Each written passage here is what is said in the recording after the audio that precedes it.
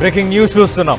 తగ్గేదే లేదు అంటున్నారు ఇటు డిప్యూటీ స్పీకర్ RRR, అలాగే ఐపీఎస్ ఆఫీసర్ సునీల్. వీళ్ళిద్దరి మధ్య ఆ వివాదం ఇంకా ముదిరినట్టుగా అనిపిస్తుంది. నిన్నటిదాకా ఇటు RRRని సస్పెండ్ చేయాలని సునీల్ కామెంట్ చేశారు. కొత్త రాజ్యాంగాన్ని తీసుకొస్తావా అని ఇటు RRR కూడా కామెంట్ చేశారు.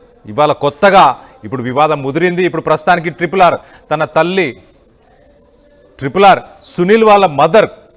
సునీల్ వాళ్ళ తల్లికి సంబంధించిన సమాధి ఫోటోని ఒకటి ఇన్స్టాగ్రామ్లో పోస్ట్ చేసి సునీల్ ఫేక్ సర్టిఫికేట్తోనే ఇటు ఒక యూపీఎస్సీని క్రాక్ చేశాడు, ఒక ఐపీఎస్ ఒక ఐఏఎస్ ఆఫీసర్ అయ్యాడు అంటూ ఇటు RRR ఒక పోస్ట్ని అయితే పెట్టాడు.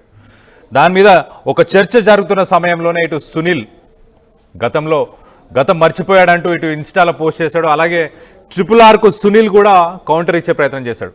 తన తల్లి పేరు ఎత్తే అర్హత ఇటు RRRకి లేదంటూ తను కూడా ఇన్స్టాగ్రామ్లో ఒక పోస్ట్ని పెట్టాడు.